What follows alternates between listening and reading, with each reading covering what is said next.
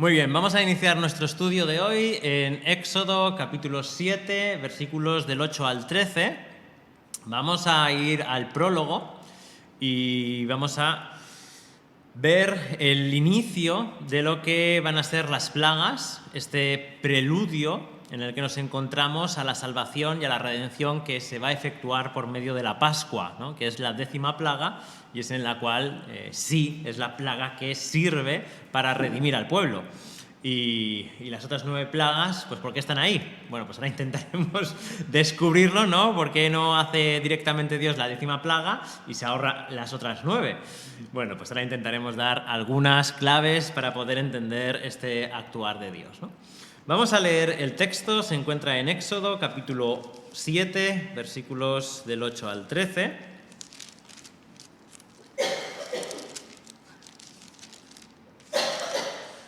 Éxodo capítulo 7, versículos del 8 al 13, dice así: Y habló el Señor a Moisés y a Aarón, diciendo: Cuando os hable Faraón y diga, haced un milagro, entonces dirás a Aarón, toma tu vara y échala delante de Faraón para que se convierta en serpiente.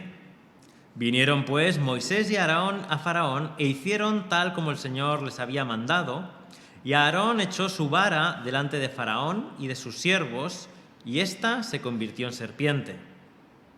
Entonces Faraón llamó también a los sabios y a los hechiceros, y también ellos, los magos de Egipto, hicieron lo mismo con sus encantamientos. Pues cada uno echó su vara, las cuales se convirtieron en serpientes, pero la vara de Aarón devoró las varas de ellos. Pero el corazón de Faraón se endureció y no los escuchó tal como el Señor había dicho. Vamos a poner este tiempo en las manos del Señor. Bendito Dios y Padre, te damos las gracias una vez más, Señor, por tu palabra, por poder disponer de ella y por poder acercarnos a ella. Ahora pedimos, Señor, que nos des un corazón para entender, oídos para oír y ojos para ver todo lo que tú nos has revelado, todas las obras maravillosas que tú has hecho en la historia, y que esto sirva para confortar nuestros corazones, para acercarnos más a ti y para darte toda la gloria tal y como tú mereces. Pedimos bendición para cada uno de los que estamos aquí y tu sostén y tu gracia. En el nombre de Jesús, amén.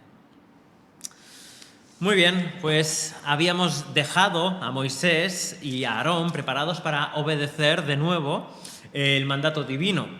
Y la primera escena, de nuevo, es en la corte. Es la segunda vez que nos dice el texto de Éxodo que entran en la corte Moisés y Aarón.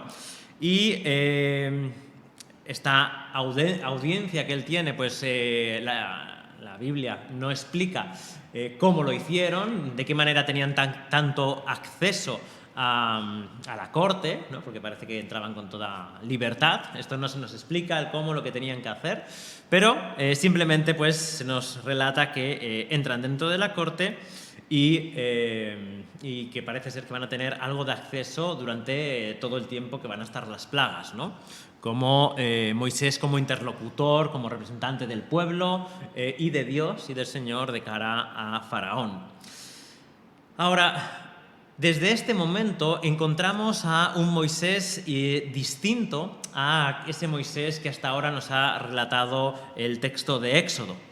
Hemos pasado de un Moisés irreflexivo e impulsivo, ¿no? Que decide matar, decide actuar en nombre de Dios y matar a un egipcio, por el Moisés apocado y temeroso que se encuentra ante la presencia del Señor, ante la zarza, y intenta poner todo tipo de excusas para que pues el Señor pues envíe a otro, ¿no? Que por favor no me envíes a mí. Hasta el Moisés triunfalista, ¿no? El ver cómo la palabra de Dios se va cumpliendo y cómo todo parece que va viento en popa, todo rodado, y entran en la corte, ¿no? Casi pegando un puñetazo en la mesa y diciendo: mira, Faraón, pues ya ha llegado tu hora y déjanos ir, ¿no?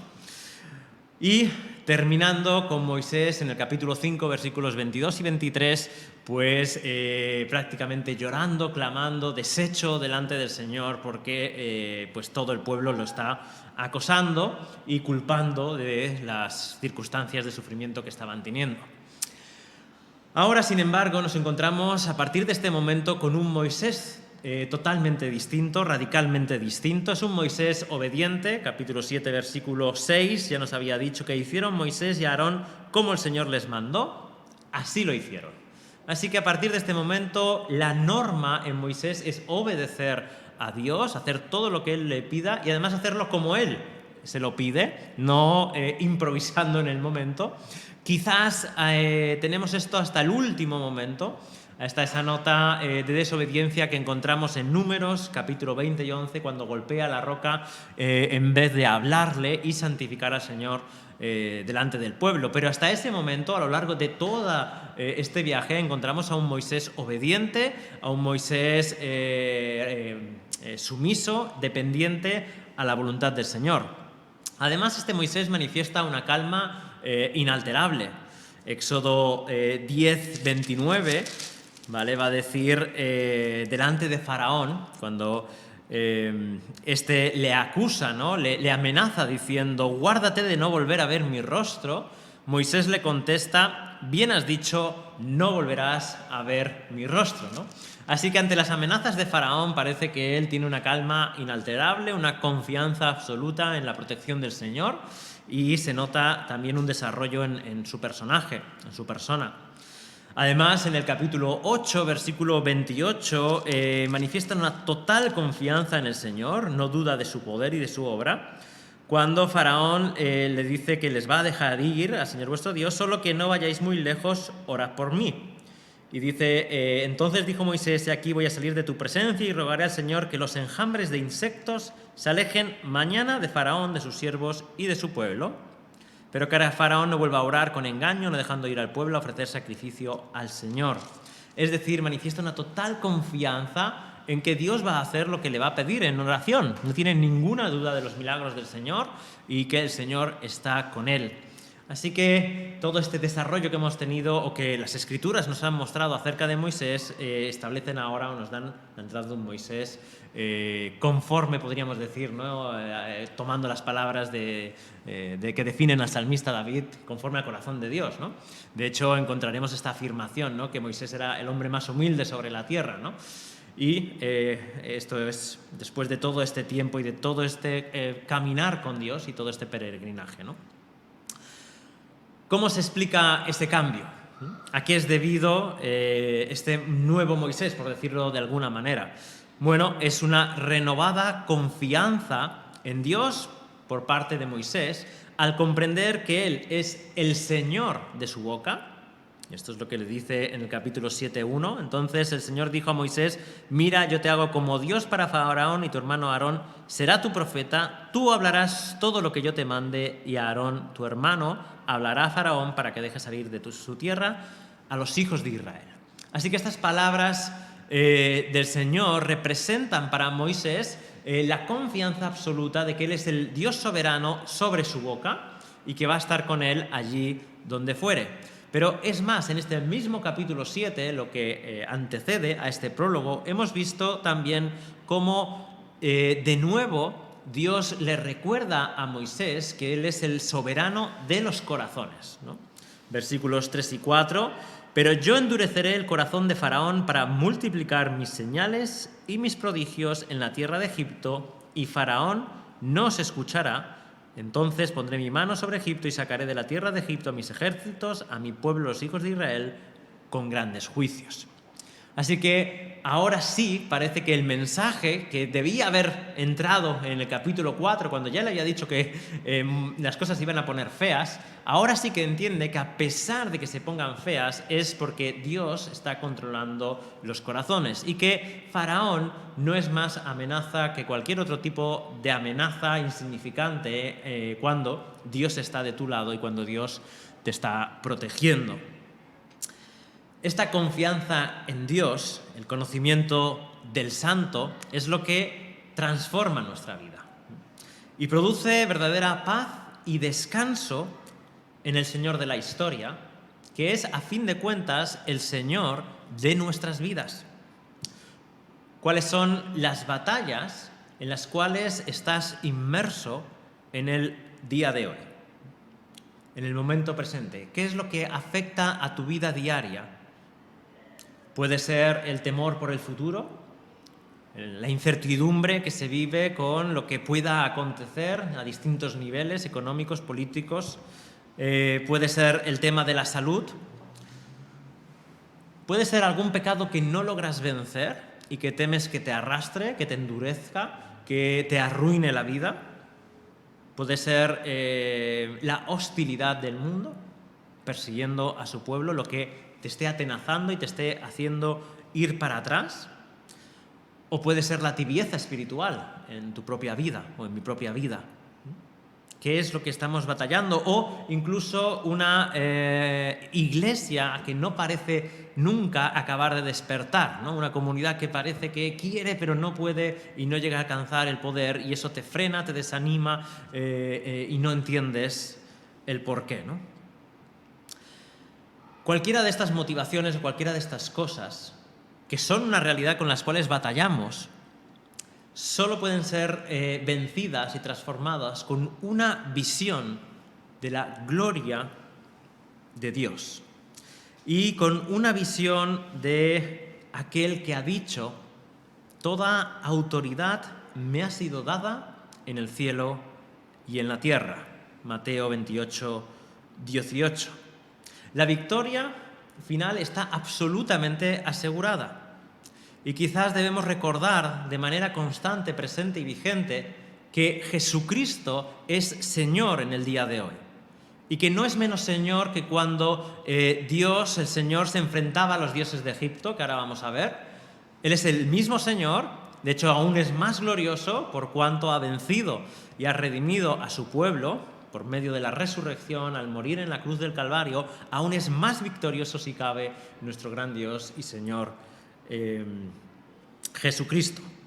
¿Qué es lo que está menoscabando tu fe en el día de hoy? Quizás cada uno de nosotros estamos inmersos en un mismo proceso de transformación como el de Moisés, pero al final hemos de recapacitar y de volver a Cristo, de volver a nuestro gran Dios y Señor, que está por encima de toda autoridad, de todo poder, de toda potestad, como Colosenses capítulo 1 nos declara, que Él es la primacía, Él tiene la primacía en todas las cosas. Este es nuestro Señor Jesucristo. Y aunque no es una tarea fácil reconocerlo, sí que es una responsabilidad nuestra agarrarnos a este Jesús y vivir la victoria que está en Jesús y que es nuestra por medio de su gracia. Ahora entramos de lleno en esta sección que abarca, con esta nueva dirección, manifestadas por esta nueva renovada obediencia de Moisés y Aarón, entramos en una dinámica nueva, ¿no? Si hasta ahora pues teníamos todo este peregrinar de lo que es Moisés, de su llamado, de la respuesta del pueblo, de la hostilidad que presenta Faraón, ¿no? Desde el capítulo 1 hasta este momento. Ahora la dirección, la narrativa toma una nueva dirección y es la manifestación del poder de Dios por medio de la fidelidad de sus siervos.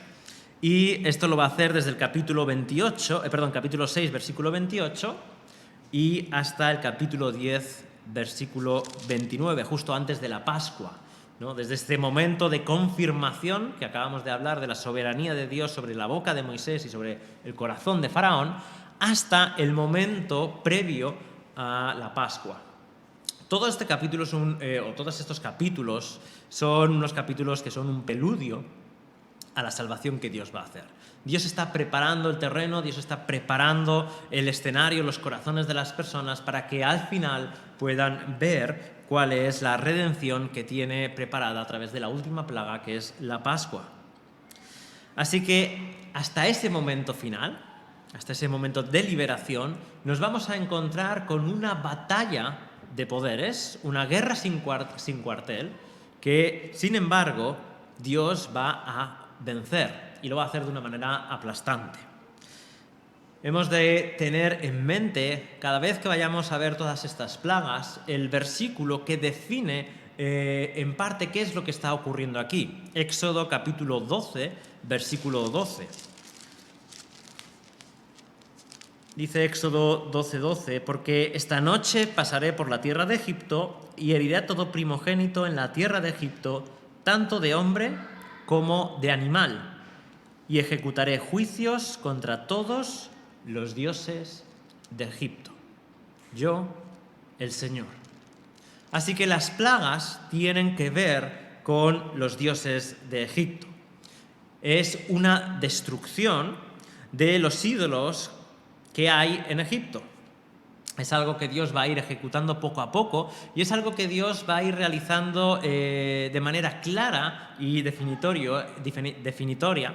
Cuando veamos las plagas una a una, iremos viendo, en la mayoría de casos se puede identificar claramente cuál es el Dios al cual está tumbando, cortándole la cabeza el Señor Dios de Israel. Va a estar Dios durante estos capítulos contestando a la pregunta que Faraón le hizo en el capítulo 5 y versículo 2. ¿Quién es el Señor para que yo escuche su voz y deje ir a Israel? Así que en un plano, en una esfera, encontramos a Dios derrotando ídolos, derrotando dioses falsos, y en otra esfera está testificando delante de Faraón y dando a conocer su nombre a el hombre más poderoso de la tierra y al mismo tiempo a la representación de la divinidad, ¿no? en Israel, en Egipto, ¿no? Él es el Dios que está por encima de toda la naturaleza, esa naturaleza que era controlada por los dioses de Egipto. Él la controla, Él está por encima de todo eso y está por encima, por lo tanto, de los dioses que la controlan. De una manera insultante, de una manera humillante, de una manera indudable, va a manifestar su soberanía sobre todas estas formas de poder, de engaño y de idolatría que hay en Egipto, ¿no? Además, otra de las relaciones que hemos visto, y lo iremos viendo al final, a lo largo del desarrollo de este tema en el día de hoy, es la relación que tiene Dios con Faraón y cómo él va a estar al mismo tiempo dando testimonio para Faraón. Incluso al punto que si Faraón en cualquiera de estas plagas hubiese decidido soltar a Israel, entonces no habría muerto su hijo seguiría vivo y también seguirían vivos todos los primogénitos de Egipto. Esto es una opción real. Si Faraón hubiese cedido, entonces no hubiesen muerto todos los hijos de Egipto. Así que vamos a analizar estas tres cosas. En primer lugar, los poderes que hay en Egipto, y van a estar representados en este prólogo por los magos. En segundo lugar, el corazón vacilante, ¿no? Fluctuante, la fe fluctuante de Faraón, como se opone, como a veces duda y quiere cambiar, pero al final vuelve a endurecerse. Y por último, el gran poder de Dios y su soberanía sobre todas las cosas. Muy bien. En primer lugar, vamos a hablar acerca de los magos. Uno de los personajes que nos son presentados en este prólogo de las plagas son los magos. Los magos van a tener cierta relación, cierta relevancia dentro de lo que son las plagas. Ahora veremos un poco la función o el papel que tienen. Pero sin duda alguna ellos se manifiestan aquí como la fuente de poder, de sabiduría y de poder oscuro que hay en Egipto y a la cual acude Faraón cada vez que tiene necesidad. El versículo 11 dice: entonces Faraón llamó también a los sabios y a los hechiceros. ¿Cuál es la diferencia entre estos dos grupos? ¿No? Es un mismo grupo, digamos, es el que forma parte de la consejería real, ¿no? De aquello el consejo que Faraón llama cada vez que tiene un problema o una decisión importante que resolver. Y hay dos, uno que son los sabios y otro que son los hechiceros. Los sabios, jajam en hebrea o jajamín, son aquellos digamos, es un término genérico para todas aquellas personas que han sido instruidas en toda forma de saber, o al menos en varias formas del saber, ¿no? Son aquellas personas, digamos, oficiales que podríamos encontrar no solo en Egipto, sino en Babilonia, ¿no? Con Daniel o prácticamente todos los reyes tenían su propio grupo de consejeros, su grupo de sabios, ¿no? Ellos pues eran personas que se dedicaban a, digamos, en términos presentes, ¿no? A una formación bueno, reglada, eso, no me salía la palabra, ¿no? Una formación oficial, y se dedicaban a eso, y luego tenían la capacidad de aconsejar al rey en cuestión, ¿no? En este caso Faraón, ¿no? Ahora, los sabios de este tipo, por definición, no son aquellos que temen al Señor. Es decir, los sabios es este tipo de oficio, ¿no? de cargo, y pueden temer o no pueden temer al Señor. El temor al Señor, ¿verdad?, que dice Proverbios, es el principio de sabiduría. Este temor del Señor es una piedad, es una virtud bíblica, es la piedad, y no todos los sabios, evidentemente, la tienen, ¿no? De hecho, hay sabios que son consultados y dan terribles consejos, como el que, por ejemplo, Jonadab dio a Amón de cómo acostarse con Tamar. No sé si os acordáis, en 2 de Samuel, capítulo 13, versículo 5, dice lo siguiente, dice: pero Amón tenía un amigo que se llamaba Jonadab, hijo de Simea, hermano de David. Y Jonadab era un hombre muy astuto, como la serpiente. Y este le dijo: hijo del rey, ¿por qué estás tan deprimido día tras día? ¿No me lo contarás? Y Amón le dijo: estoy enamorado de Tamar, hermana de mi hermano Absalón. Entonces Jonadab le dijo: acuéstate en tu cama y finge que estás enfermo, y cuando tu padre venga a verte, dile: te ruego que dejes que mi hermana Tamar venga y me dé algún alimento para comer, y que prepare la comida delante de mí para que yo la vea y la coma de su mano. Así que esta es la treta, el engaño con el cual consiguió que Tamar y él estuviesen solos en una habitación, y por lo tanto poder forzarla y acostarse con ella. Así que el ostentar el cargo de sabio no te hace por ello temeroso de Dios. Estamos intentando desvincular estas dos ideas, aunque el principio de sabiduría, cuando se define en base a la piedad, pues tiene que ver con el temor al Señor, ¿no? Ya lo dice Santiago, ¿no?, que hay dos tipos de sabiduría. Santiago capítulo 3, versículo 7, la que proviene de lo alto, la celestial, la que baja de arriba, que es pacífica, amable, bondadosa, y la que viene de abajo, ¿no?, la demoníaca y lo terrenal. Sin duda podemos meter en el saco, ¿no?, en la etiqueta de la sabiduría celestial, a aquellos sabios que vinieron a adorar a Jesús, ¿no?, porque precisamente lo hacían por temor a Dios, ¿no?, para ver quién era este que había nacido. Y, sin embargo, pondríamos en el otro grupo a estos sabios que se nos presentan aquí en la corte de Faraón, los que manifiestan una sabiduría natural, terrenal y diabólica. La otra parte del consejo real nos son presentados como hechiceros. Hay dos tipos de magia reflejada en la Biblia. Una que consiste en la adivinación y otra que consiste en la hechicería. La adivinación tiene como característica que o básicamente es una observación o interpretación de una serie de augurios o presagios, ¿no? Y de esto hay muchos textos en la antigüedad, ¿no?, tanto en Egipto como en Canaán, como en todas las culturas. Bueno, pues si los pájaros se han levantado por la mañana y los has visto ir de norte a sur o de este a oeste, pues esto significa que tal, ¿no? O si, bueno, todo tipo de este tipo de interpretaciones, incluso escribían libros acerca de cómo interpretar, ¿no?, y cómo adivinar el futuro.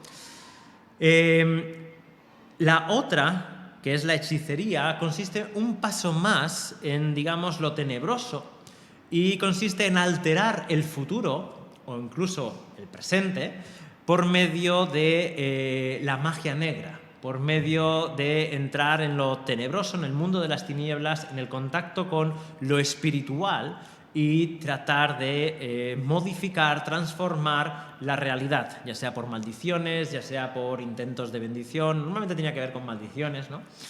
Pero también podía ser pues, con intentar que hubiesen buenas cosechas o unas cosas, ¿no? Pero aquí estaríamos entrando ya en el mundo de lo oculto, en un paso más allá incluso de la adivinación, ¿no? Ambas prácticas son prohibidas en las Escrituras. Deuteronomio 18:10, por poner un ejemplo, dice: «No se ha hallado en ti nadie que haga pasar a su hijo o a su hija por el fuego, ni quien practique adivinación, ni hechicería, o sea, agorero o hechicero». Así que una prohibición clara. Además, luego hay otros textos que hablan que hay que apedrear al que practique estas cosas, o sea, hay una amenaza real, ¿no?, de cortarlo de en medio del pueblo. Y sin embargo, si os acordáis, o a modo de repaso, en la historia de Israel y de Judá, Jezabel pues incorporó o introdujo la práctica de la adivinación y la hechicería en el reino del norte. Segunda de Reyes 9:22. Y sucedió que cuando Joram vio a Jehú, dijo: ¿hay paz, Jehú?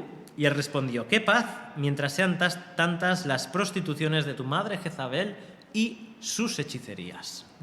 Así que Jezabel introduce toda esta práctica absolutamente prohibida, y lo mismo sucede posteriormente en el reino de Judá con Manasés, ¿no? En Segunda de Crónicas 33:6 dice: hizo pasar por el fuego a sus hijos en el valle de Ben-Hinnom. ¿Os acordáis de Deuteronomio? No harás pasar a tus hijos por fuego. Practicó la hechicería, usó la adivinación, practicó la brujería y trató con medium y espiritistas. Hizo mucho mal ante los ojos del Señor, provocándole a ira. Y eso es también cómo se corrompió el reino de Judá, ¿no?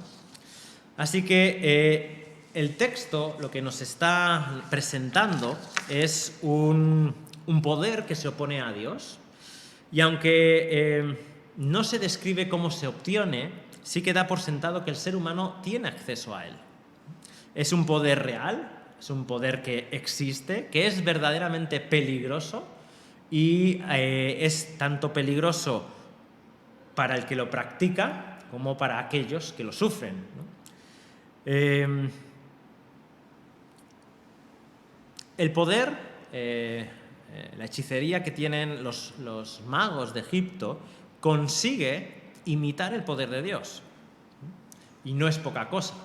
Y aunque pensemos o rápidamente vayamos a cómo la serpiente de Dios, ¿no?, se engulle, ¿no?, a las otras, hay que también pararse y fijarse que hay un poder real y que es peligroso, es poderoso y que no era poca broma. Y que si estaba en la corte de Faraón es porque Faraón lo usaba para atemorizar a su población, pero también a sus enemigos. Muy bien. Así que en las Escrituras, desde el inicio de la creación, encontramos un poder que se opone a Dios, que es real, que es peligroso y que quiere destruir o a Dios y, si no es posible, a su obra.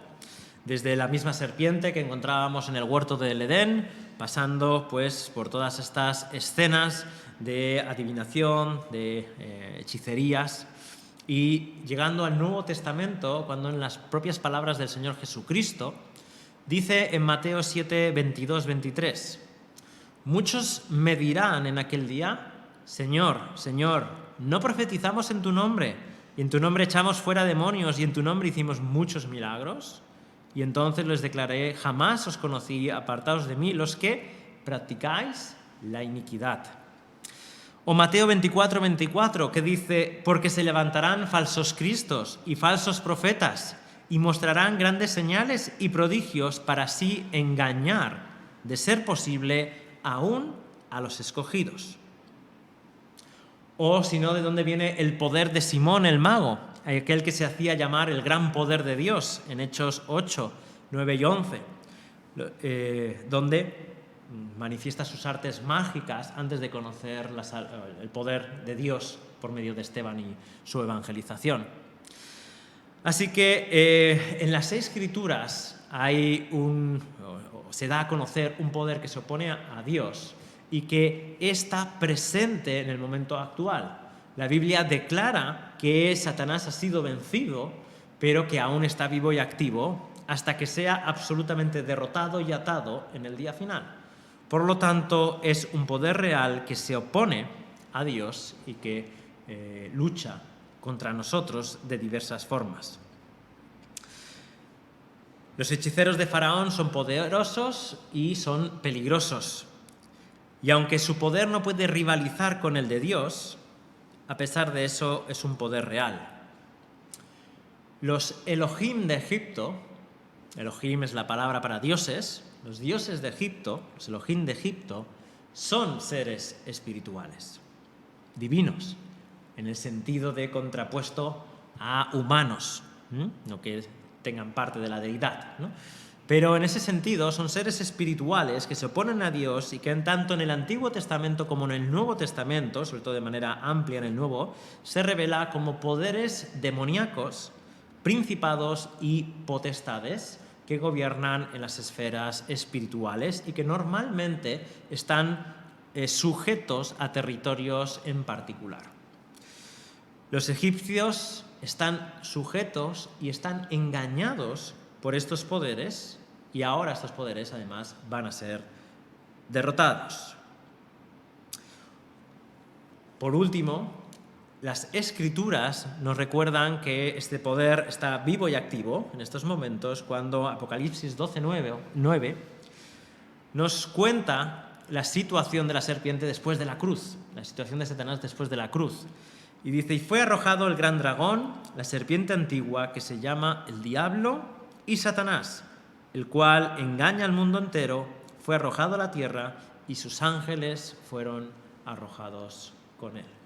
Así que Satanás está en la tierra con todos sus ángeles y tratando de destruir a la iglesia primeramente de Dios y engañando al mundo entero, como nos dice este texto. Y ese poder se ejecuta en el día de hoy, a pesar de nuestro profundo naturalismo y nuestra profunda incapacidad de creer en las cosas más allá de lo que vemos, aún siendo cristianos, aspecto que debemos reconocer porque la cultura nos afecta y que pocas veces pensamos en la realidad espiritual en medio de nuestro entorno, no solo en lo demoníaco, yo me atrevería a decir incluso en lo bíblico, en lo cristiano, porque cuántos de nosotros se acuerda de que ángeles están ministrándonos y sirviéndonos a lo largo de nuestro día, ¿no? Y cuántos confiamos en que el Señor los está enviando para ayudarnos en momentos de dificultad, ¿no?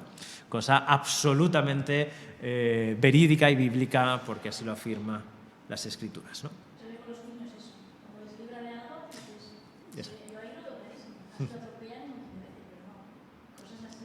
Sí, sí, sí. De milagro, sí. No lo oyen. Laia está diciendo que se ve y se piensa muchas veces con los niños, ¿no? Cuando lo libra de un atropello, de alguna cosa, pues sí que, y es verdad, muchas veces pensamos que un ángel lo ha protegido, ¿no? Porque si no, está ahí. ¿Cuántas veces? Y doy fe de ello.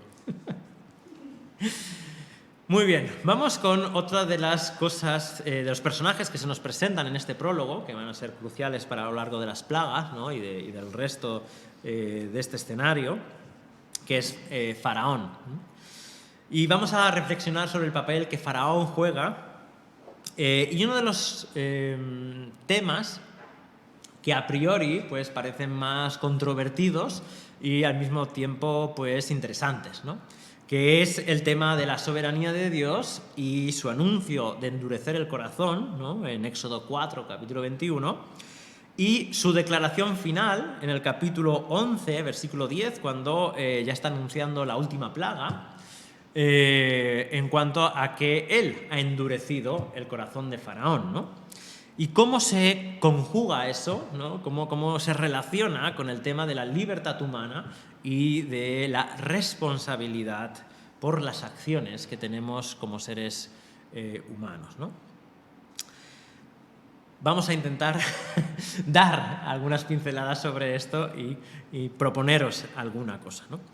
Dios manifiesta por medio de sus plagas tener un control absoluto sobre la naturaleza y sobre todos sus mecanismos, cosa que, por descontado, ¿no?, los que creemos en Dios nos parece absolutamente lógica, pues es el creador de todas las cosas, y no solo es el creador, sino es el legislador, ¿no?, de las leyes físicas, ¿no? ¿Quién las ha puesto sino Dios, ¿no? Por lo tanto, podemos entender que Él no está por debajo de sus leyes físicas, sino que Él está por encima de ellas y las maneja a su antojo, ¿no? De la misma manera, Dios es el creador de los seres humanos y de las leyes morales que lo gobiernan. Y esas leyes morales que dirigen también nuestro corazón. Las elecciones que hacemos en la vida, pues moldean nuestro carácter. Y ese carácter moldeado, a su vez, influye sobre las acciones que vamos tomando. Es decir, que una cosa va revertiendo en la otra como una especie de sinergia, ¿no?, que va acrecentando pues, lo que somos y las decisiones que vamos tomando. Se suele decir, ¿no?, que una repetición de elecciones establecen nuestro carácter, ¿no? Siempre vamos eligiendo algo que es positivo, que es bueno. Eso en algún momento, no sabemos ni cómo ni cuándo, pero se va asentando en nuestro carácter, en nuestra forma de ser, y llega a ser parte intrínseca de lo que nosotros somos. Lo importante, entonces, es como dice un autor, que ninguno de nosotros sabemos cuándo vamos a llegar a ese punto sin retorno. Nadie puede decir otra elección sensata y tendré esta buena costumbre para siempre. O puedo arriesgarme y hacer otra elección en contra de Dios y aún así conservar la libertad de dejar esa mala costumbre. Tristemente, ninguno de nosotros tenemos esa habilidad o ese conocimiento, ¿no?, de saber cuándo el tiempo o estamos cruzando un límite que nos pone ya fuera de la capacidad de volver hacia atrás. Esto se experimenta en varias situaciones de nuestra vida. De hecho, sabemos que hay muchas cosas que nos afectan de mayores, que han formado nuestro carácter desde pequeños, ya sean elecciones o cosas que nos han hecho y nosotros hemos reaccionado de una manera y quedan intrínsecas en nosotros, y es muy difícil deshacerlas, ¿no? Ahora, en el apartado moral, esas decisiones también afectan y son una realidad. Solo Dios conoce plenamente los entresijos de nuestro corazón y cuándo realmente no hay vuelta atrás en nuestras elecciones morales y cuándo debemos ser restaurados. Creo que esta es la enseñanza que hay en la parábola del sembrador. La parábola del sembrador, como todos sabéis, hay alguien que sale a sembrar, que es la persona de Jesús, que tira el evangelio, ¿no?, tira las semillas sobre terrenos. Y cada terreno es distinto, pero esa parábola no nos dice cómo ese terreno ha llegado a ser lo que es, ¿no? Simplemente da por sentado que, podríamos decir, en la edad adulta hay una serie de cosas que han formado el corazón, ¿no?, la parte interna, el carácter, el ser fundamental de los seres humanos, y que unos hacen que esto sea posible, la recepción del evangelio, o al menos que, aunque si es posible la recepción, que no hayan cosas externas que eliminen eso que ha sido implantado, ¿no? Ya sea Satanás, que se come las semillas, ya sea las preocupaciones de este mundo que ahogan la semilla, ¿no? Si unimos esto quizás al tema, ¿no?, por ejemplo, a una ilustración muy similar que el autor a los Hebreos en el capítulo 6 nos deja, cuando nos dice que Dios envía su bendición sobre el terreno, ¿no? Y que cuando este terreno rechaza, ¿no? No produce el fruto, ya no hay forma de renovarlo y solo está listo para ser maldecido.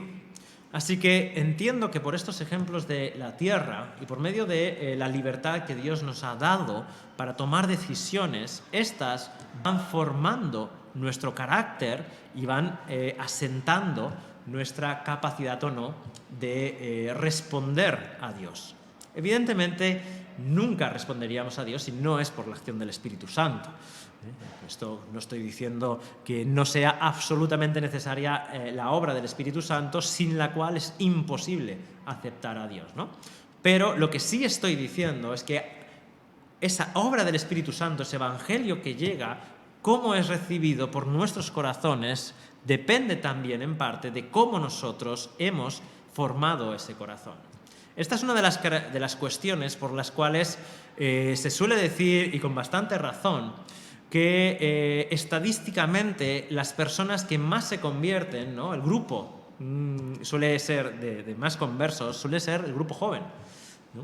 Donde hay un mayor número de conversiones y que cuanto más mayor es una persona, no digo que sea imposible, Dios es el soberano, pero las estadísticas parece ser que indican que cuanto más mayor es una persona, más difícil es que ésta acepte al Señor. Evidentemente no por ello debemos desesperar, ni mucho menos, porque como hemos dicho, solo Dios conoce los corazones y su estado.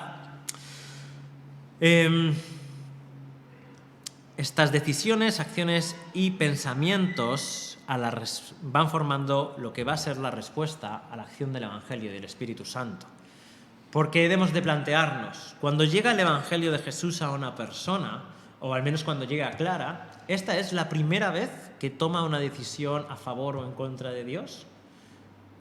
Podríamos decir, o creo que podríamos afirmar sin equivocarnos, que no. Muchas veces hemos planteado la opción de Dios. Los no creyentes piensan en Dios y si deciden estar por Él o no deciden estar por Él. Solo acércate a alguien y pregunta acerca de qué piensa de Dios y sea o no muy formada su opinión, seguro que tiene una. Y puede ser más hostil o menos hostil y quizás nunca le has hablado del Evangelio. Porque las decisiones de nuestra vida son importantes. Dice Esteban ante aquellos que lo van a apedrear, en Hechos capítulo 7, versículo 51. Vosotros que sois duros de cerviz e incircuncisos de corazón y de oídos, resistís siempre al Espíritu Santo, como hicieron vuestros padres, así también hacéis vosotros. Una acción de resistencia permanente a la obra del Espíritu Santo en sus vidas hacían los fariseos y los del Sanedrín, que tenían contacto desde pequeños con la palabra de Dios, ¿no? No es por falta de conocimiento, sino que hay una oposición directa desde pequeños. O que dice el Señor Jesucristo cuando se acerca a Jerusalén, ¿no? Este versículo famoso: Jerusalén, Jerusalén, la que mata a los profetas y apedrea a los que son enviados. ¿Cuántas veces quise juntar a tus hijos como la gallina sus pollitos debajo de sus alas y no quisiste? Así que el Evangelio apela al intelecto, a las emociones y a la voluntad del ser humano. Y es por eso que es necesaria, aunque como hemos dicho Dios se puede saltar sus propias leyes, es necesaria la predicación del Evangelio para que la gente se convierta. Capítulo 10 de Romanos, versículo 14, ¿cómo pues invocarán a aquel en quien no han creído? ¿Y cómo creerán en aquel de quien no han oído? ¿Y cómo oirán sin haber quien les predique? Así que es absolutamente necesaria para la salvación la predicación del Evangelio. Como, de nuevo, Dios tiene capacidades de predicar cuando las cosas son imposibles por medio de sueños o cómo salvó a Juan el Bautista desde su propio nacimiento, ¿no? Esas son cosas dentro de la soberanía de Dios, ¿no? Esto esta realidad que estamos hablando y afirmando aquí, entiendo que no ata a Dios de manos bajo ningún concepto. No solo por su presciencia, es decir, su capacidad de conocer el futuro y lo que las personas van a decidir, sino su capacidad de obrar en el mundo moral cuando y como quiere. Si él tiene la capacidad de saltárselo, las leyes físicas, también puede, como hemos dicho, saltarse las leyes morales, en un sentido, si me permitís la expresión saltarse, ¿eh? No es que se salte su propia moral, sino los mecanismos de salvación, como por ejemplo el de la predicación de la palabra, porque no está atado de manos, pero no significa que siempre lo haga, sino que él usa los medios que él ha establecido.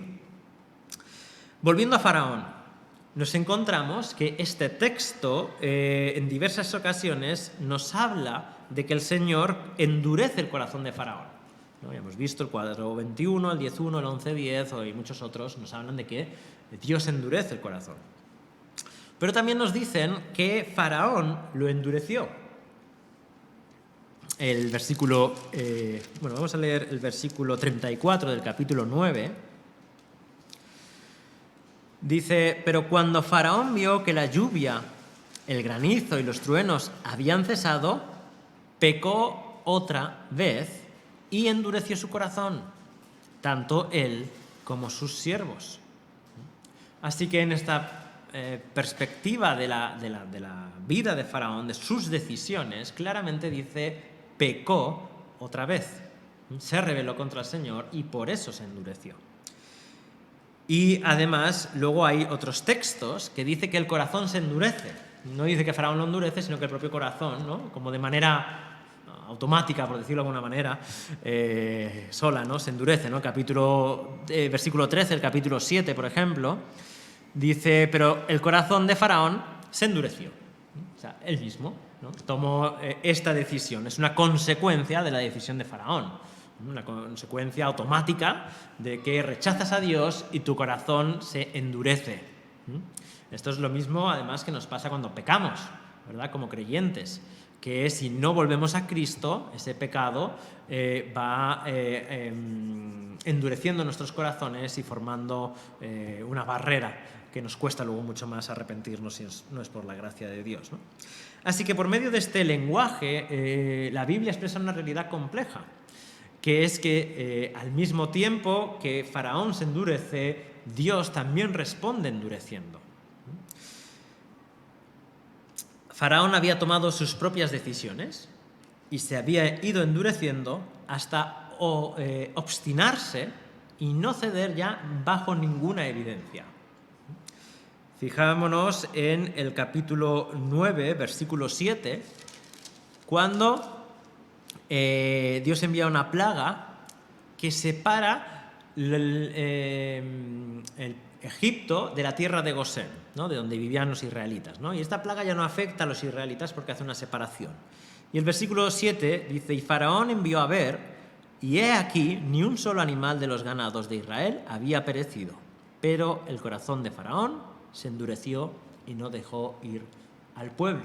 Es decir, él lo quiere comprobar, él busca la evidencia, ve la evidencia absoluta y aún así decide que no va a ceder. Así que llega un punto que es una obstinación, ya no depende de evidencias, ya no depende de la razón, sino de voluntad de rebelarse contra el Señor. Desde la perspectiva divina, el corazón de Faraón había llegado al punto de no retorno, y ese parece ser precisamente el capítulo 9, versículo 14, cuando dice: porque esta vez enviaré todas mis plagas sobre ti, sobre tus siervos y sobre tu pueblo, para que sepas que no hay otro como yo en toda la tierra. Y el Señor parece que llega ya a su hartazgo, ¿no? Ve que el corazón, ¿no?, de lo que ha decidido, y envía su juicio, y ahora va a enviar ya todas las plagas, da igual lo que haga, da igual si se arrepiente, no se va a arrepentir porque precisamente Dios ha enviado su juicio y ya no hay retorno. Esto es, de nuevo, lo que, si os acordáis, encontramos en Romanos, capítulo 1, cuando nos dice que las personas, una vez han rechazado la verdad de Dios y no le han dado gracias, Dice, por consiguiente, Dios los entregó. Y ese entregó, en esa sección de Romanos, sale hasta 3 veces. Los entregó a la depravación, a la idolatría, es decir, les concede, que es el juicio de Dios, lo que de su corazón demanda. Bueno, esto es lo que os planteo, no resuelve todas las dudas, pero creo que es, a mi juicio, lo que este texto nos quiere comunicar, ¿no? Que Dios conoce los corazones, sabe cómo tratar con ellos, sabe cuándo hasta aquí hemos llegado y sabe cómo usar todo esto para su gloria y la manifestación de su poder soberano sobre todas las cosas. Y por último, acabamos con el poder de Dios. El poder de Dios se manifiesta en estas plagas como muy superior a Faraón. De hecho, Faraón al final es un espectador, ¿no?, que solo puede resistir o rebelarse, ¿no?, de una manera impotente, y a pesar de todo su desafío y rebeldía no puede hacer nada. Manifiesta el juicio Dios contra los dioses de Egipto, que no están, son meros espectadores, no hacen nada de nuevo. Y a los magos los va desarmando poco a poco y dejándolos en evidencia plaga tras plaga. Los magos comienzan imitando, ¿no?, como hemos dicho, las varas, ¿no?, pero se manifiesta el poder superior de Dios tragándose, engulléndose esa vara. Después, en la primera plaga, que es la de convertir el agua en sangre, pues ellos son capaces de imitarlo, ¿no?, cosa que ayuda a endurecer el corazón de Faraón, pero ellos, la cantidad de agua que convierten en sangre es irrisoria comparada con no solo el río Nilo, sino con toda el agua que prácticamente que había. No toda, porque dice el texto que buscaron pozos para poder sobrevivir, ¿no? Así que había algo de agua que Dios no había convertido en sangre, pero nos dice que hasta la de las vasijas, o bueno, como veremos, parece ser que los ídolos eran ungidos con agua, incluso esa agua de los ídolos, ¿no?, se convertía en sangre, ¿no? Además, dura 7 días. Por mucho que puedan imitarlo, no pueden quitarlo, no pueden liberarse del yugo que Dios está trayendo, ¿no? Después encontramos los magos aparecen también imitando la segunda plaga, que es la de las ranas. Y suben también ranas del Nilo a Egipto. Ahora, de nuevo, solo son liberados cuando Faraón pide a Dios que sean liberados, ¿no? Ora y cede, ¿no? Los magos, bueno, pues a lo mejor han traído algunas ranas también, pero no pueden hacer nada por quitar las otras. Por último, en la siguiente plaga, en la tercera, que es la de los piojos, ya veremos exactamente, ¿no?, pero la de los piojos que salen del polvo, pues esta ya no la pueden imitar y no pueden traer, en este sentido, pues vida a la existencia, no pueden hacer piojos del polvo. Ahí su poder ya se ve superado absolutamente, hasta que vuelven a aparecer los magos en la sexta plaga. Y en la sexta plaga ya no están intentando hacer nada, simplemente están sufriendo las consecuencias de la plaga como otro más cualquiera, y Dios los ha burlado y los ha reducido a lo que son meras criaturas en sus manos, y sufren furúnculos terribles, ¿vale?, y un sufrimiento como todos los demás. Así que de esta manera Dios está manifestando el poder supremo sobre cualquier otro poder a través de estas plagas y dando a conocer su nombre en Egipto. De nuevo, esta es la declaración de toda la Escritura, y encontramos de nuevo en Apocalipsis 1:8 estas palabras acerca de Jesús. Dice: yo soy el alfa y la omega, dice el Señor Dios, el que es y que era y que ha de venir, el Todopoderoso. Y de nuevo en Apocalipsis 1:17-18, el Señor Jesús manifestado en gloria delante de Juan. Dice Juan: cuando lo vi, caí como muerto a sus pies, y él puso su mano derecha sobre mí, diciendo: no temas, yo soy el primero y el último, y el que vive, y estuve muerto, y he aquí estoy vivo por los siglos de los siglos, y tengo las llaves de la muerte y del Hades, 2 de los poderes más grandes que hay y enemigos del ser humano. Así que por medio, está declarando Jesús, de la resurrección, de la muerte en la cruz y la resurrección, ha efectuado esta salvación y le ha sido conferido todo poder sobre todas las cosas y todos los enemigos, incluso del hombre. Él es el primero y el último. Por lo tanto, no hay nada antes que Él y no hay nada después que Él, ni por encima de Él. Él es el todopoderoso y ha derrotado a todo enemigo. No hay poder mayor que el de nuestro Dios. Por eso, como dice Juan en su primera carta, capítulo 4, versículo 4, no debemos temer. Hijos míos, vosotros sois de Dios y los habéis vencido, porque mayor es el que está en vosotros que el que está en el mundo. Así que el Señor Jesucristo, con toda su gloria y con todo su poder, está por encima de todo poder espiritual que está activo en la tierra, que es real, que es peligroso, pero Dios es mayor y ese Dios vive en nosotros y está con nosotros. De tal modo que incluso aun cuando los ataques del diablo sean terribles y sean muy reales y produzcan mucho sufrimiento, incluso que signifique la muerte, esto no quita que Dios esté por encima de ellos.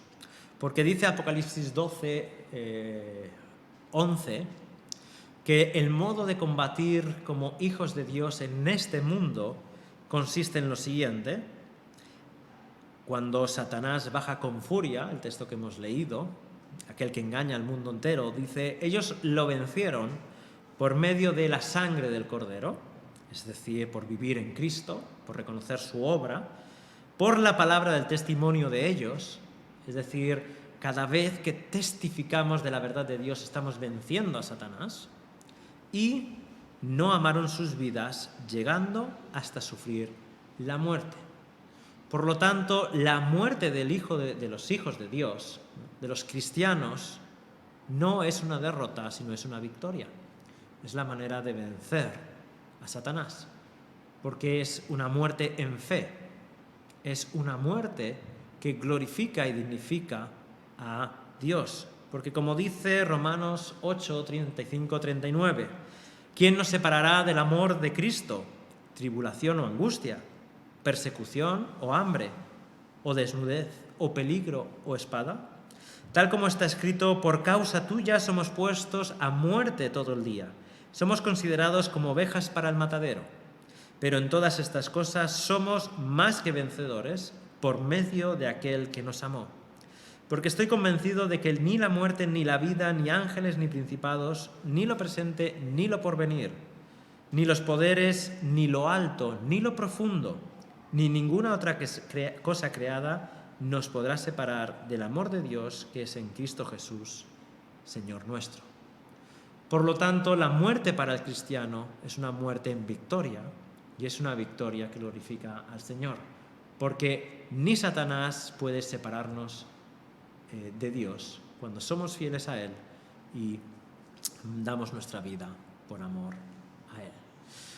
Así que en vista de todo lo dicho hasta aquí, recordemos que la victoria de la cruz es también nuestra victoria y que la realidad presente que vivimos, por muy desafiante que sea, por muy peligrosa que sea y temible que sea, al final está sujeta a la victoria de Cristo, que esa victoria la podemos y debemos vivir cuando nos acercamos a Cristo, cuando vivimos recordando en la gracia que trae la cruz del Calvario y cuando esa gracia nos fortalece para ser fieles al Señor, testificando en medio de la prueba, en medio del dolor, en medio de la lucha, en medio de la persecución, en medio de la incertidumbre, que Cristo es Señor y que Él es nuestro Salvador, incluso cuando eso signifique nuestra muerte, porque eso no nos va a separar y porque hay un día de victoria final, donde aún los que han muerto en Cristo van a ser vindicados delante de todo el mundo por el Dios y Señor nuestro. Así que esta lucha terrible que va a enfrentar Moisés y Aarón va a servir para magnificar la grandeza de Dios y dar a conocer todo su poder y su señorío, que ha sido manifestado en estos días a sus hijos a través de la persona de Jesús en este mundo. Que el Señor nos bendiga. Hasta aquí su palabra.